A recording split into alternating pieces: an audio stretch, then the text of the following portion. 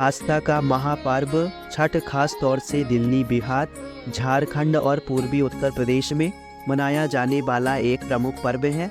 4 दिवसीय पर्व सूर्यदेव और छठी मैया को समर्पित होता है। छठ पूजा का महत्व धार्मिक और सांस्कृतिक दोनों ही दृष्टि से बहुत महत्व माना गया है। छठ पूजा की शुरुआत कार्तिक मास के शुक्ल पक्ष की चतुर्थी तिथि के दिन नहाय खाए से होती है। ये त्यौहार 4 दिनों तक चलता है। छठ पूजा के दूसरे दिन खरना की परंपरा निभाई जाती है। छठ के तीसरे दिन यानी कार्तिक मास के शुक्ल पक्ष की षष्ठी तिथि को डूबते सूर्य को अर्घ्य देकर छठ पूजा की जाती है।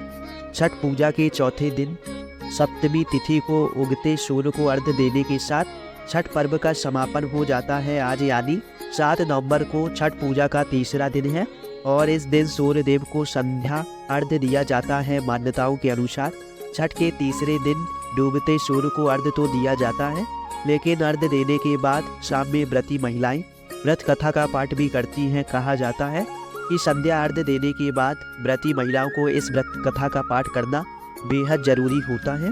पंचांग के अनुसार आज यानी 7 नवंबर को सूर्योदय सुबह 6:42 में होगा, वही सूर्यास्त शाम 5:48 में होगा।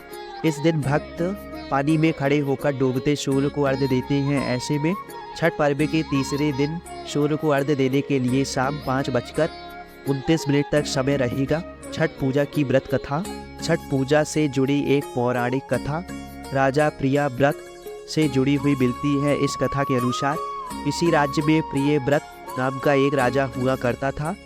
राजा और उनकी पत्नी मालिनी हमेशा परेशान रहते थे क्योंकि उनकी कोई संतान नहीं थी। उन्होंने संतान प्राप्ति के लिए बहुत से उपाय किए, लेकिन कोई नतीजा नहीं मिला और वे निसंतान रहे।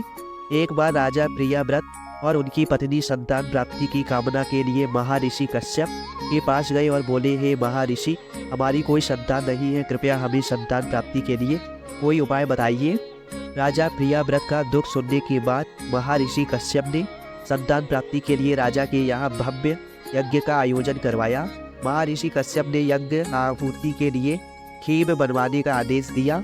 फिर महर्षि कश्यप आहुति के लिए बनाई गई खीर को राजा प्रियव्रत की पत्नी मालिनी को खिलाने के लिए कहा। राजा ने अपनी पत्नी को वो खीर खिला दी। उस खीर के प्रभाव से रानी गर्भवती हो गई। फिर 9 महीने के बाद रानी को पुत्र की प्राप्ति हुई, लेकिन वह व्रत पैदा हुआ यह देख राजा और उनकी पत्नी अधिक दुखी हो गए। इसके बाद राजा प्रियव्रत अपने व्रत पुत्र को लेकर शमशान गए और पुत्र वियोग में आत्महत्या का प्रयास करने लगे। उसी समय शमशान में एक देवी प्रकट हुई। देवी ने राजा प्रियव्रत से कहा कि मैं ब्रह्मा की पुत्री देवसेना हूँ। सृष्टि की मूल प्रकृति के छठे अंश से उत्पन्न होने की वजह से मुझे सृष्टि कहा जाता है। मुझे अपनी चिंता की वजह बताओ। राजा ने सारी कहानी बताई।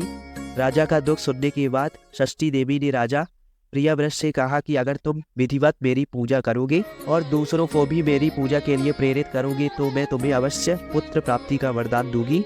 देवी के आदेश के अनुसार राजा ने कार्तिक मास के शुक्ल की षष्ठी तिथि को व्रत रखा और विधिवत षष्ठी देवी की पूजा की साथ ही अपनी प्रजा को भी देवी षष्ठी पूजा करने के लिए प्रेरित किया। षष्ठी देवी की पूजा के फलस्वरूप राजा की पत्नी रानी मालिनी एक बार फिर गर्भवती हुई और 9 महीने बाद उन्हें एक पुत्र रत्न की प्राप्ति हुई, ऐसा कहा जाता है। इसके बाद से ही कार्तिक मास के शुक्ल की षष्ठी तिथि को छठ पूजा और व्रत की शुरुआत हुई। पौराणिक कथा के अनुसार महाभारत काल में माता कुंती के पुत्र दानवीर कर्ण ने भी सूर्य देव को जल अर्घ्य दिया था।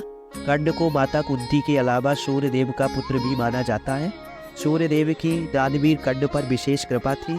ऐसा कहा जाता है कि कर्ण रोजाना सुबह उठकर घंटों तक पानी में खड़े होकर सूर्य देव को अर्घ्य देते थे। सूर्य देव की कृपा से कर्ण एक महान योद्धा बन गई।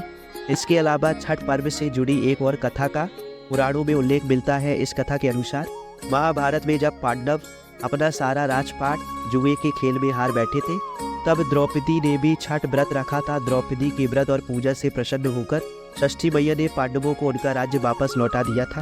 यदि आप व्रत कथा और पूजा से संबंधित जानकारी प्राप्त करना चाहते हैं तो हमारे YouTube चैनल को सब्सक्राइब कीजिए, जिससे हमारी वीडियो आप तक पहुंच सके।